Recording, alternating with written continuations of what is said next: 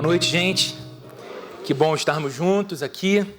Eu quero convidar você a abrir a sua Bíblia, caso você ainda use Bíblia analógica, ou então ligar a sua Bíblia, se você tem uma digital aí no seu celular. Caso você esteja sem um dos dois tipos de Bíblia, você pode acompanhar o texto. Ele vai ser projetado aqui no nosso vídeo wall. Se encontra no Evangelho de Marcos, capítulo 14.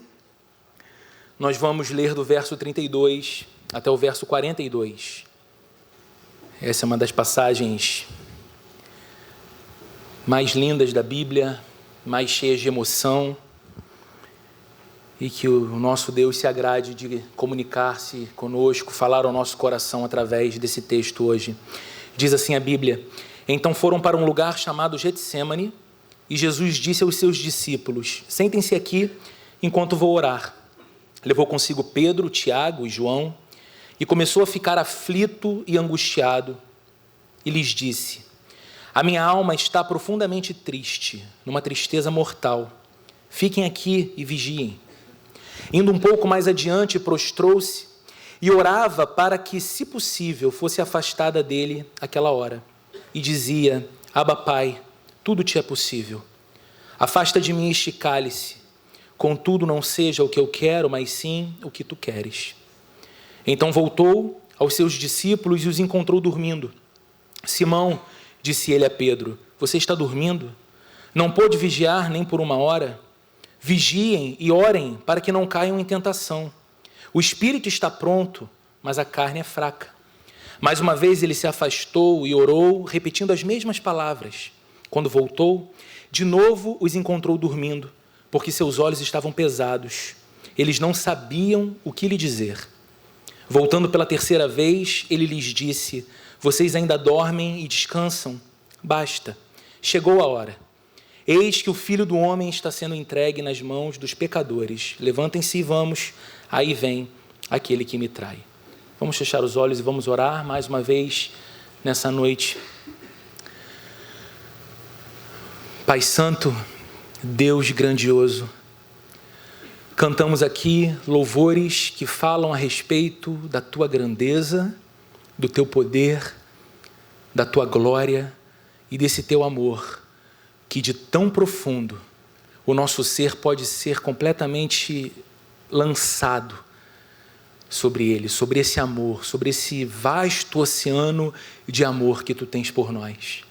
O que te pedimos nessa noite, Senhor amado, é que o Senhor nos fale ao coração através da exposição da Tua palavra. Que saiamos todos daqui muito mais encorajados e fortalecidos para uma nova semana, por causa do Senhor, da Tua presença, da Tua promessa e da estabilidade que encontramos no Teu amor por nós. Ajuda-nos, Senhor, a ver a beleza dessa vida ao Teu lado. Ajuda-nos, Senhor, sendo tão diferentes uns dos outros, a sairmos todos daqui com aquela bendita sensação de coração aquecido, porque o Senhor nos encontrou aqui, porque a Sua palavra há de nos alimentar mais uma vez hoje. Oramos pelos nossos filhos e filhas no primeiro andar e oramos por esses irmãos e irmãs tão maravilhosos que semanalmente doam da própria vida para servir as nossas crianças e adolescentes. Que o Senhor seja o recompensador de cada um deles e que o Senhor instrua os nossos filhos e filhas para que cresçam conhecendo a Ti, amando ao Senhor, e a vida deles seja por completo estruturada na realidade do Senhor e do Teu amor. Oramos assim juntos como igreja, cheios de expectativa, porque estamos diante de um Pai amoroso, em nome de Jesus. Amém. Amém. Se você tem mais de 30 anos, você deve se lembrar, ou então se você gosta muito de MPB, você deve conhecer uma música gravada pelo Paulinho Mosca, chamada O Último Dia. No refrão dessa música, e também a parte mais famosa dessa música, o compositor faz uma pergunta. Ele diz: meu amor, o que você faria se só te restasse um dia? Se o mundo fosse acabar, me diz, o que você faria? E eu não sei se você consegue perceber como algumas músicas, elas são mais do que apenas música, mas elas são quase que provocações filosóficas, porque deixam a gente naquele lugar um tanto quanto incômodo de refletir a respeito da nossa própria vida. Não são todas as músicas, nós temos aí tempos como os nossos de Juntos e Shallow Now, mas algumas músicas têm esse poder de incomodar a cabeça da gente e falar, caramba, peraí, se eu tivesse a certeza de que estou vivendo os últimos instantes da vida aqui, o que eu faria? Será que as coisas que eu chamo de importantes continuariam sendo importantes nos últimos instantes da vida? Isso nos faz pensar. O texto que nós lemos hoje descreve os instantes que antecederam a prisão de Jesus Cristo e a sua execução numa cruz. O Senhor está a poucas horas do seu martírio. O Senhor está a poucas horas de sua morte. E o que ele faz? Ele ora. O texto nos diz que ele vai para um jardim que ficava na base do Monte das Oliveiras, um jardim chamado Getsêmani, leva consigo os seus discípulos, os deixa estabelecidos num ponto, leva mais adiante aquele grupo mais restrito de discípulos que constantemente caminhavam com ele, Pedro, Tiago e João, e os coloca ali numa posição de vigília. Estejam atentos, orem, enquanto eu vou mais adiante, ter o meu tempo, o meu momento de oração. Nas últimas horas de sua vida, o Senhor reserva esse momento para orar. E o texto de Marcos começa a nos descrever algumas coisas muito importantes. Ele diz no verso 32 e também no verso 33 o seguinte: foram para um lugar chamado Getsêmani, e Jesus disse aos seus discípulos, sentem-se aqui enquanto vou ali orar. Levou consigo Pedro, Tiago e João, e começou a ficar aflito e angustiado.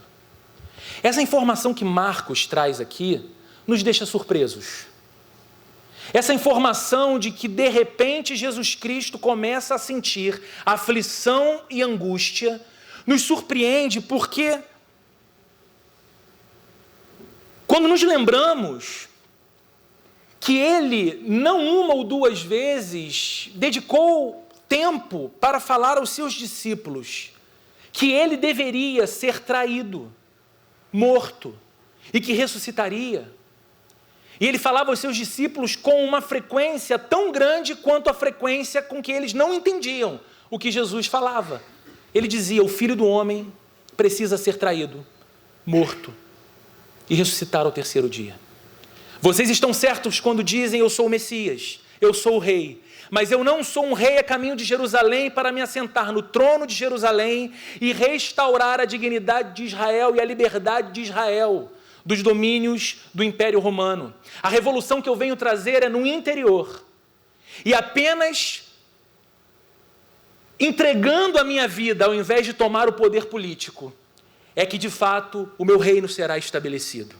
É que de fato a grande transformação vai acontecer. E os discípulos escutavam isso, mas não entendiam. E não queriam admitir o fato de que o seu mestre caminhava na direção da morte. Mas agora, próximo à sua morte, próximo à sua prisão, Marcos diz que Jesus está aflito e angustiado. Por que, se ele sabia que era para a morte que ele havia vindo ao mundo? Que apenas a sua morte e ressurreição nos salvaria. O texto e as palavras usadas aqui para aflição e angústia no original trazem sentidos muito mais tensos. A palavra aflito tem a sua origem no grego e pode significar atônito ou aturdido. O termo traduzido na nossa Bíblia como angustiado traz a ideia no original de ser tomado de horror. É aquele sentimento nauseante de quando você passa num acidente grave e quando olha para o local do acidente, vê ali entre os acidentados alguém que você não apenas conhece, mas ama. E o pavor toma conta de você, o horror toma conta de você. Marcos descreve o sentimento de Jesus dessa forma: angústia, aflição. E mais do que isso, o texto segue e lhes dizia, versos 34 e 35, dizia para os discípulos, a minha alma está profundamente triste, numa tristeza mortal.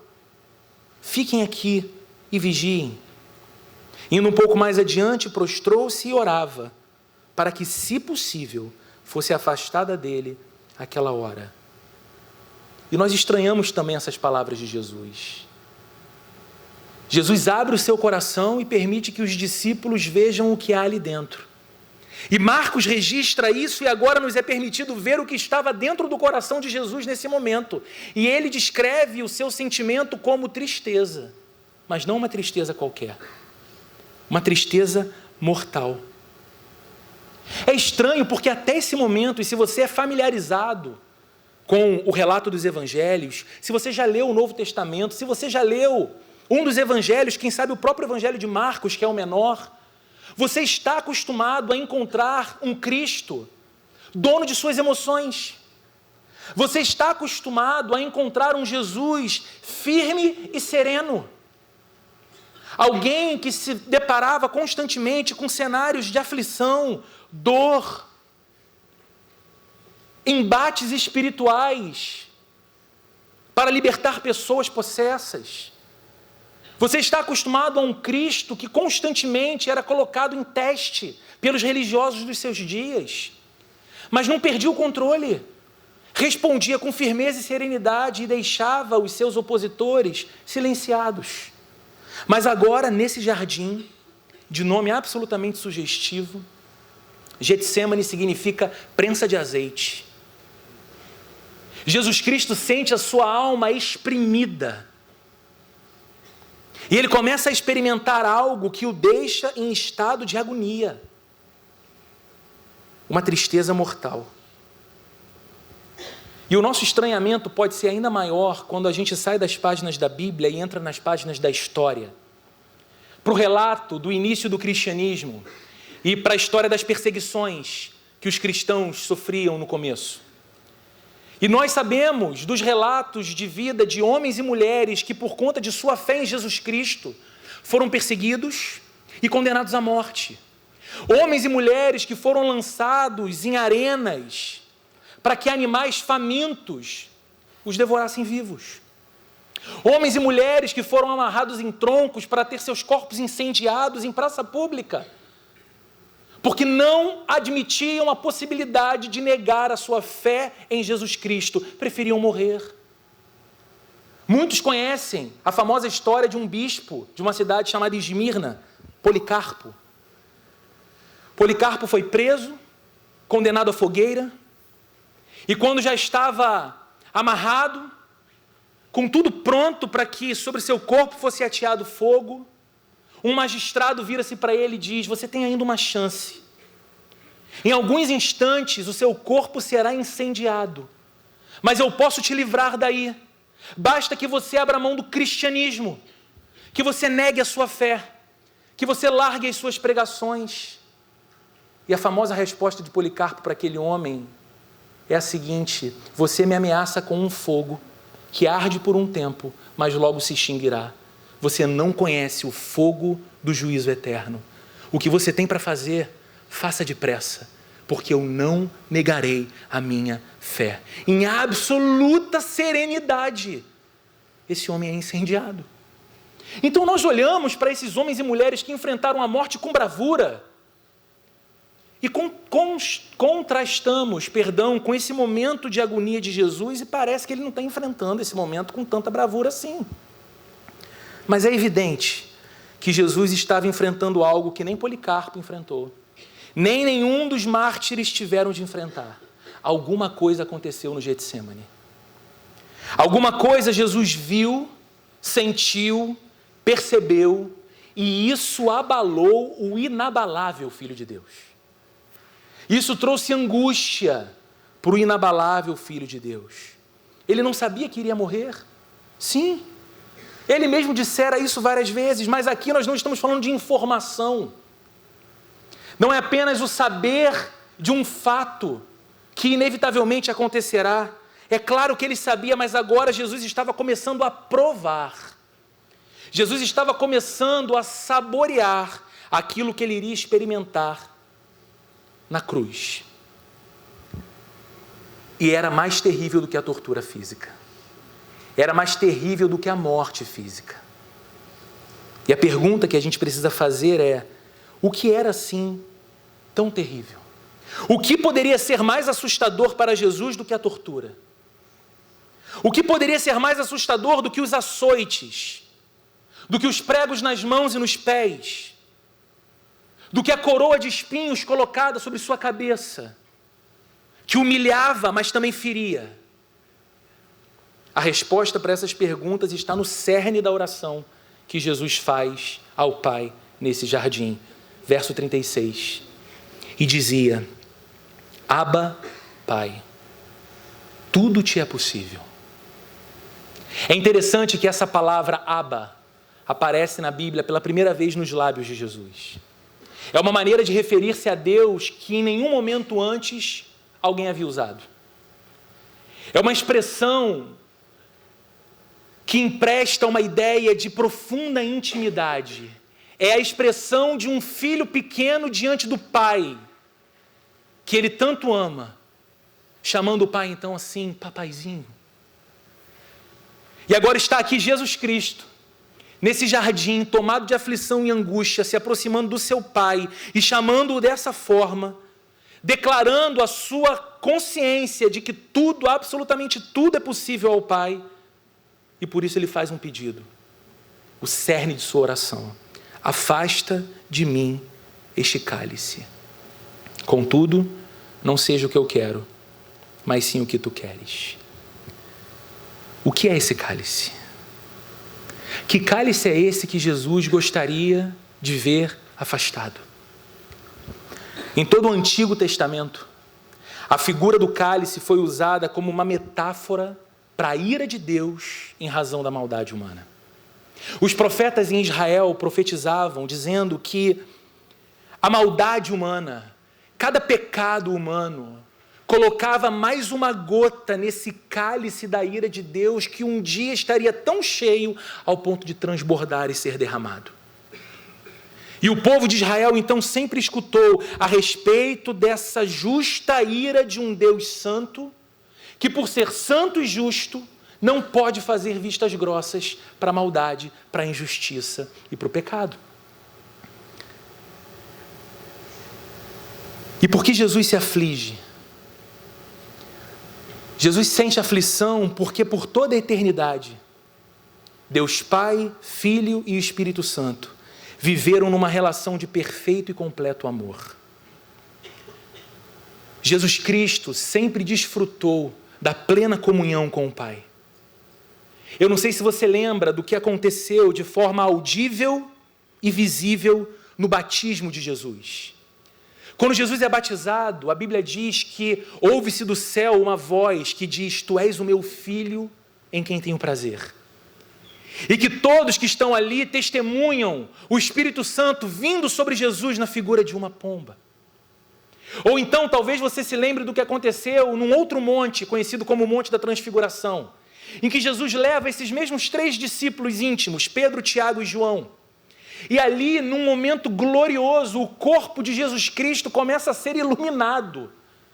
E os seus discípulos olham para aquela cena e de repente avistam ali numa conferência com Jesus, Moisés e Elias, a lei e os profetas. Eles ficam tão extasiados com aquela cena que eles falam: Mestre, Rabi, estar aqui é maravilhoso. Vamos fazer uma coisa. Nós vamos construir 3 tendas. Uma para você, uma para Moisés, uma para Elias, e vamos permanecer aqui. E a Bíblia diz então que uma nuvem envolve aquele monte e os discípulos não conseguem ver mais nada, e quando aquela nuvem se dissipa, apenas Jesus está diante deles, e novamente uma voz se ouve dos céus, dizendo: Este é o meu filho, escutem a ele. O Pai dizendo aos discípulos o seguinte: nele está o resumo, nele está o fim da lei que Moisés escreveu, das profecias que os profetas proclamaram, tudo apontava para ele. Escutem-no, sigam-no. Isso que aconteceu de forma audível e visível no batismo de Jesus e no Monte da Transfiguração, acontecia todas as vezes que Jesus orava.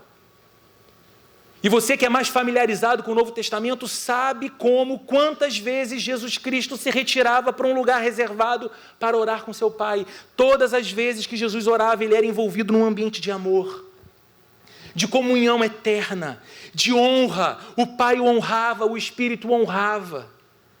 Mas no jardim do Getsêmani, Jesus se volta para o Pai. Ele vai orar mais uma vez, mas tudo que ele consegue ver diante de si é o cálice. Tudo que ele consegue ver diante de si é a ira, não o amor. É a separação, não a comunhão. E talvez você ouça isso hoje e diga: Roberto, eu preciso ser franco com você. Eu preciso ser sincera com você. Eu não gosto dessa ideia de um Deus irado.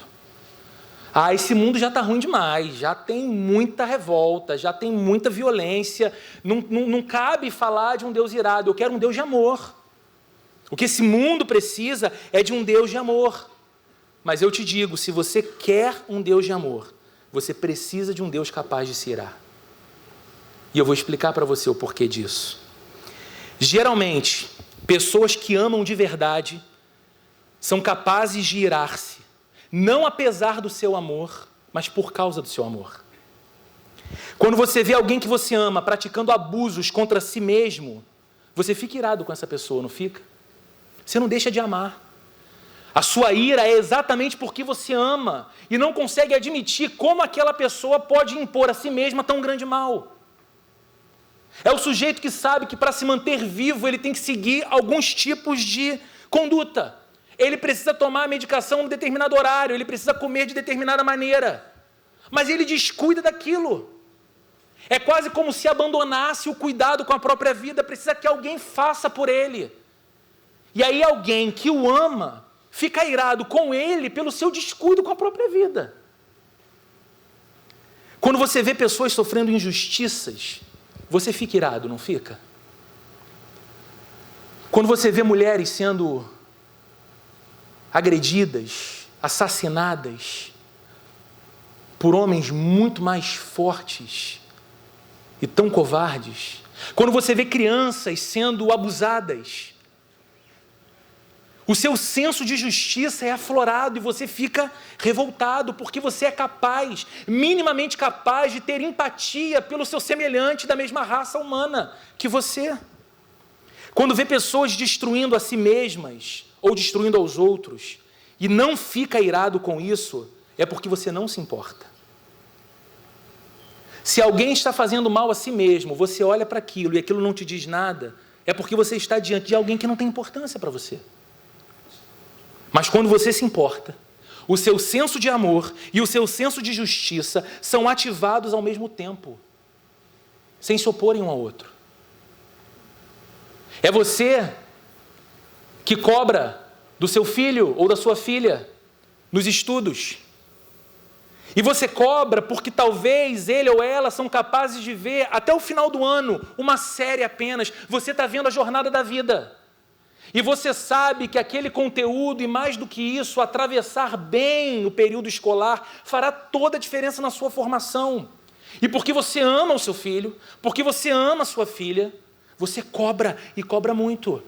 Como você se sente quando, e adolescentes gostam de fazer isso, você se sente enganado e traído.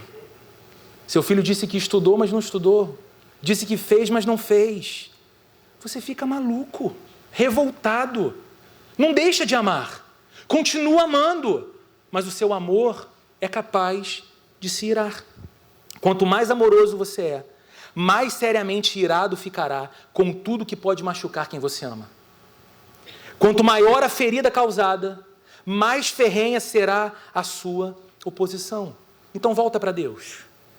Volta para esse termo difícil para o nosso tempo, que é a ira de Deus. Quando pensamos na ira de Deus, normalmente pensamos em sua justiça. E é correto pensar assim. Aqueles que se importam com a justiça ficam irados quando vem alguém tripudiando dela. Você acha asqueroso um juiz que vem de sentença. Você acha detestável um policial que não cumpre o seu dever como um agente da lei. Você acha absurdo que que o poder público, que as autoridades políticas não façam aquilo que é esperado em seus mandatos. E aqueles que são ainda mais necessitados são exatamente os que pagam os maiores preços, porque pagam com a própria vida. Se você gosta de justiça, se você valoriza a justiça, você se irrita quando percebe que ela está sendo tripudiada. O que esperar de um Deus perfeitamente justo? Se nós esperamos a justiça de um agente público, de uma autoridade pública, o que nós esperamos de um Deus que é revelado na Bíblia como absolutamente justo? Um Deus cujos olhos são capazes de testemunhar tudo. Um Deus que contempla tudo que há de errado, tudo que há de mal nesse mundo. No entanto, a gente pensa na ira de Deus, mas raramente consideramos o quanto a ira de Deus é também decorrente do seu amor. A gente pensa que é só da justiça. E Deus está irado porque Ele é muito justo, então Ele vai punir todo mundo. Mas a Bíblia diz que Deus ama tudo quanto criou. E esse é um dos motivos pelo qual Ele fica irado com tudo e com todos que estejam destruindo as pessoas e o mundo que Ele ama. A ira de Deus é decorrente do seu amor. A sua capacidade de amar a criação perfeita realizada por Ele. O ser humano criado à sua imagem e semelhança em perfeição para viver eternamente. E sendo agora vitimado pela maldade como consequência do pecado. Se Deus é bom e se Deus é amoroso, Ele precisa se irar com o mal.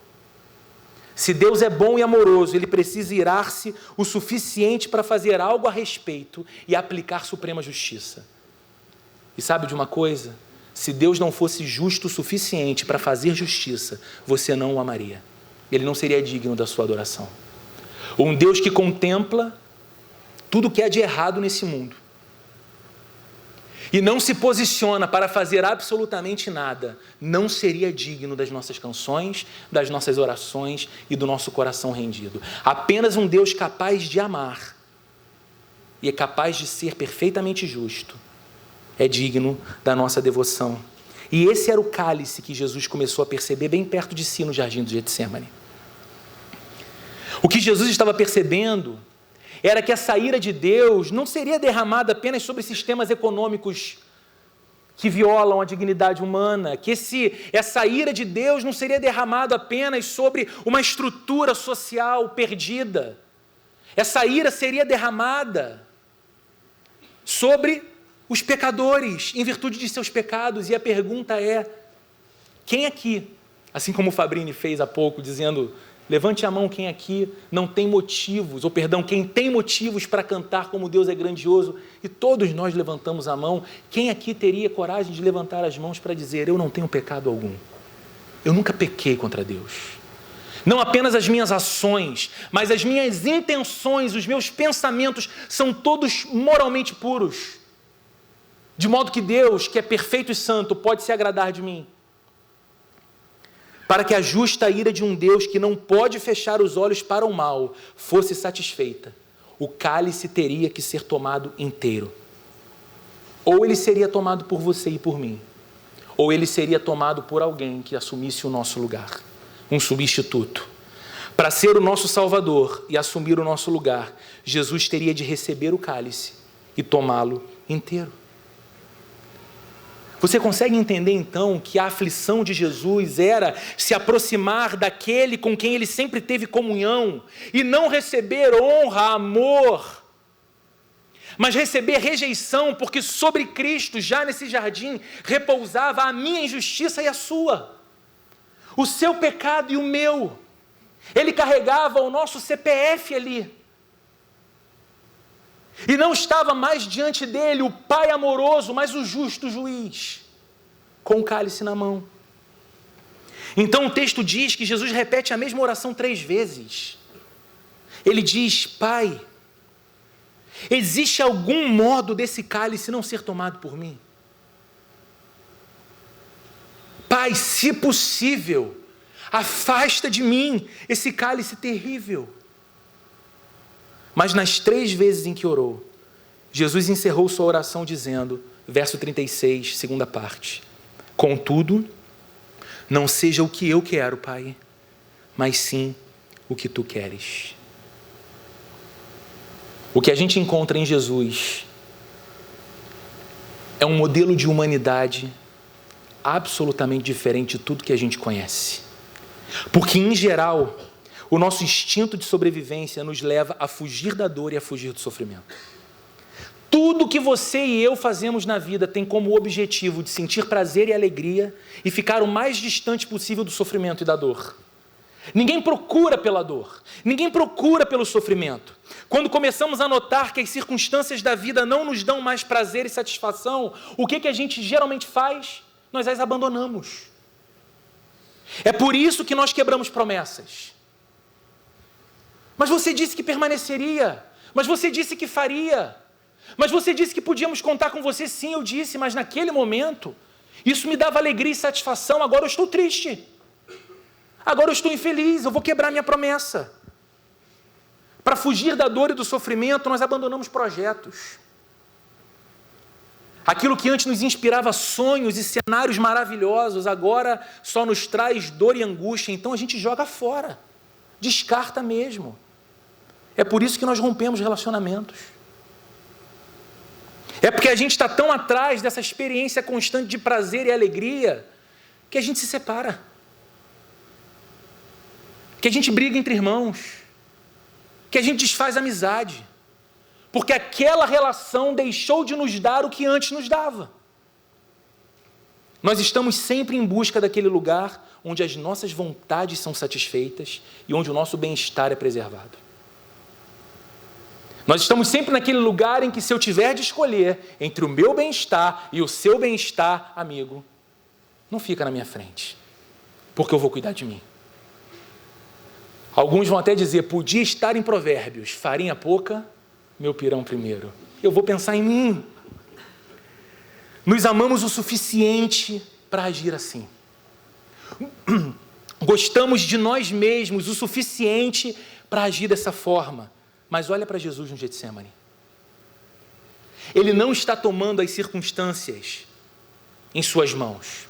Ele não está dizendo para o Pai o seguinte, Pai, eu vim até aqui na missão, mas eu senti mais de perto agora o que é esse cálice, e é o seguinte, Pai, eu não vou continuar nessa história por causa do Roberto. Eu não vou continuar nessa história por algo que não é minha culpa. Eu não vou mais assumir o dano que ele impôs a você. Que ele pague então. Que a sua ira seja justamente derramada sobre ele, não sobre mim, Pai. Eu vou voltar para o meu lugar. Jesus não está fazendo isso no Getsemane. Ele não está diminuindo o seu amor por nós para preservar a si mesmo.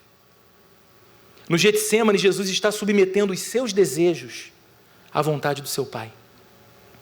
Ele luta. E nós aprendemos um modelo de oração com Jesus em que o nosso coração pode ser desnudado diante do Pai. É isso que Jesus faz. Ele luta, ele coloca, Pai, é possível ser afastado desse cálice.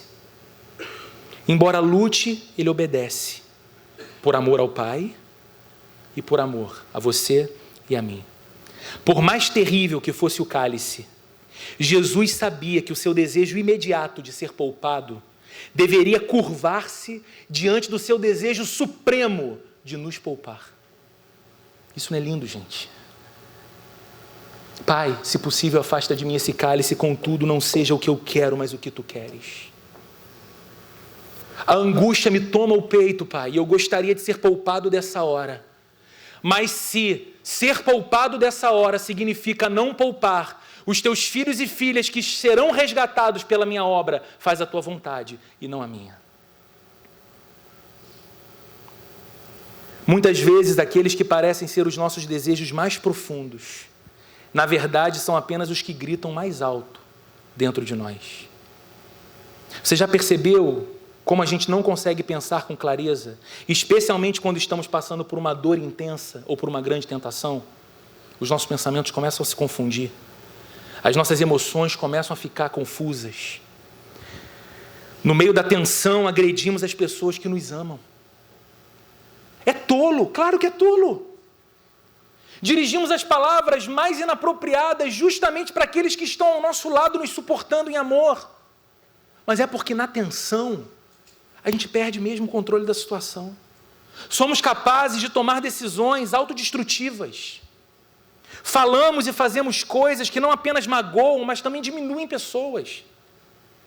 Mais do que isso, diminuem inclusive os valores que nós mais prezamos. Tudo isso porque estamos mergulhados em dor, em tentação.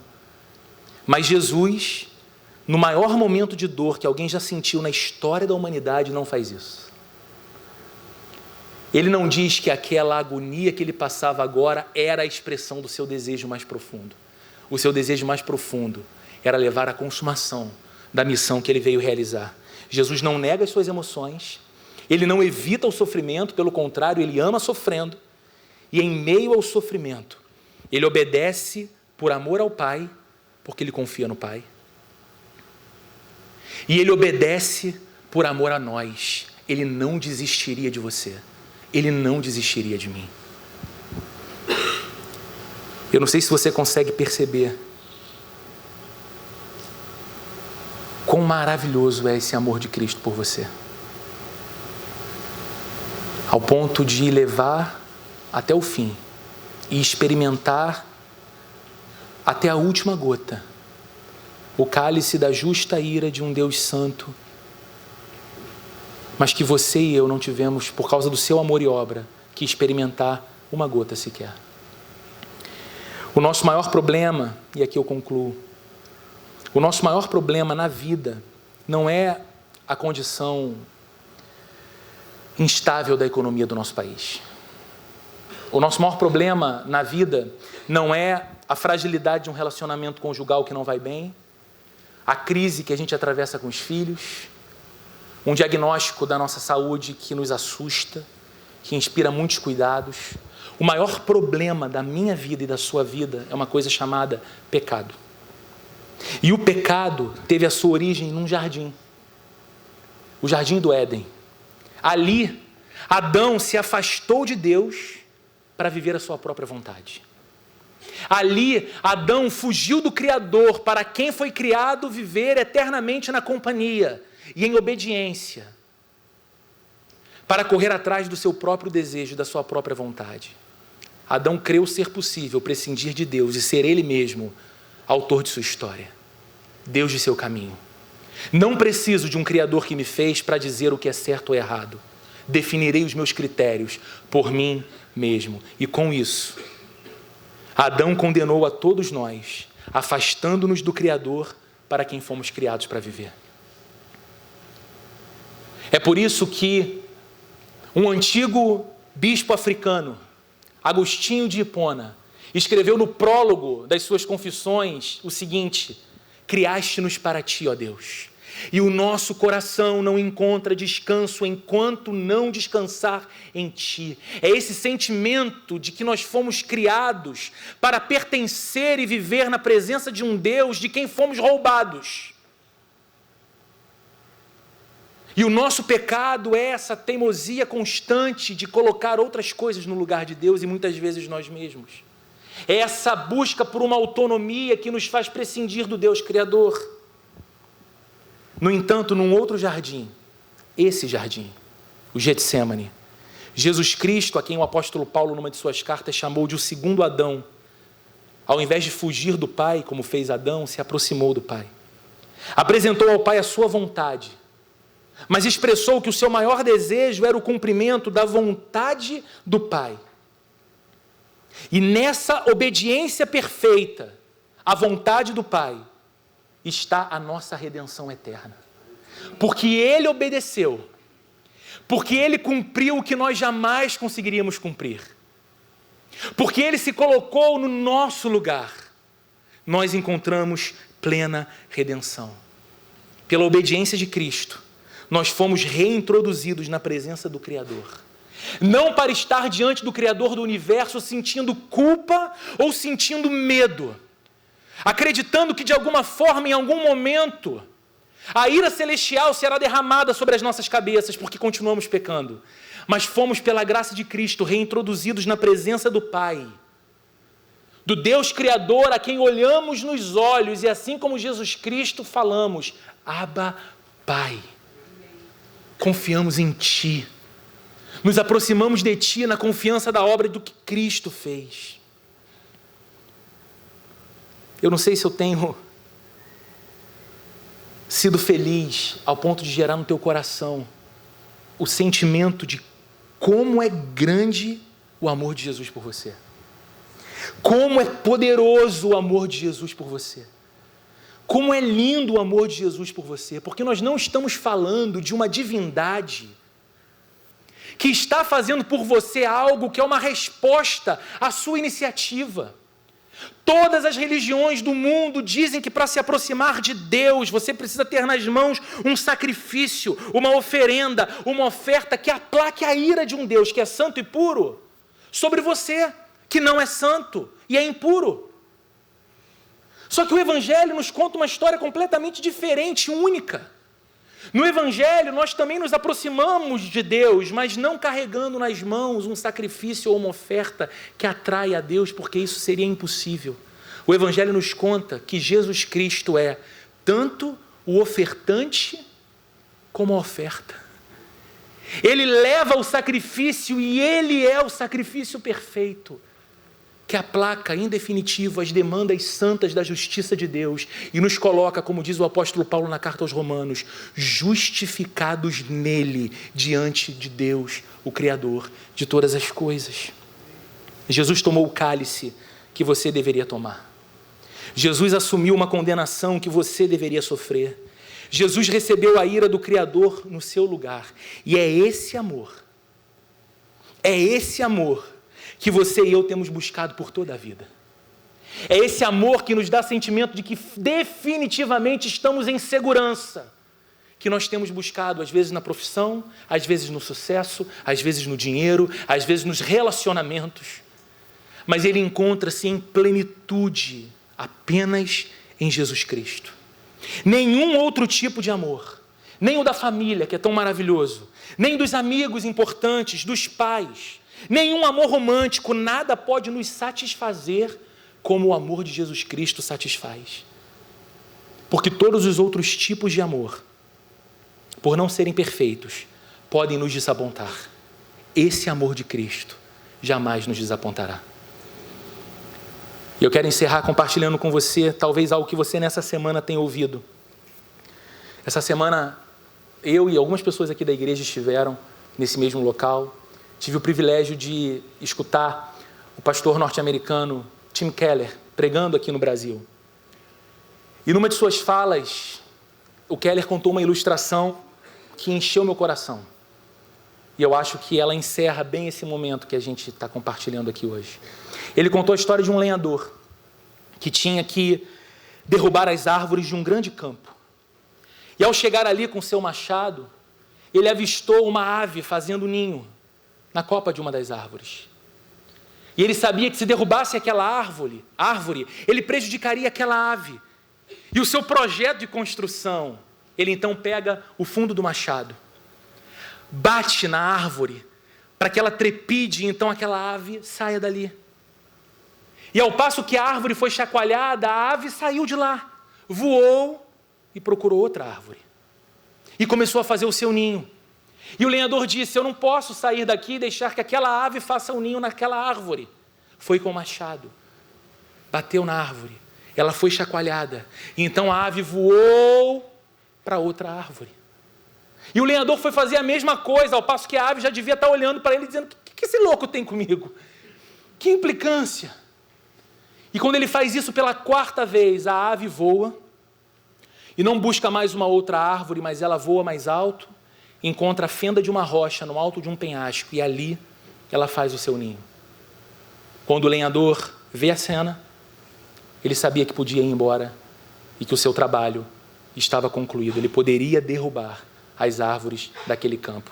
E então Tim Keller disse de modo brilhante o seguinte: todas as árvores desse mundo um dia serão derrubadas. A árvore do dinheiro, do sucesso profissional, da beleza física, do sucesso. Todas elas, uma por uma, não subsistirão, cairão. O único lugar seguro para construir a nossa vida, para depositar a nossa esperança, para investir as nossas apostas, é na rocha segura que se chama Jesus Cristo. E por que é seguro apostar nele? Por causa desse amor. Esse amor não foi conquistado por você. Esse amor Ele expressa por você. E agora você e eu podemos, num esforço muito sincero, ainda que imperfeito, lutar todos os dias para responder com amor a esse amor perfeito que nos abraçou e nos envolveu. Amém? Vamos ficar de pé e vamos orar juntos.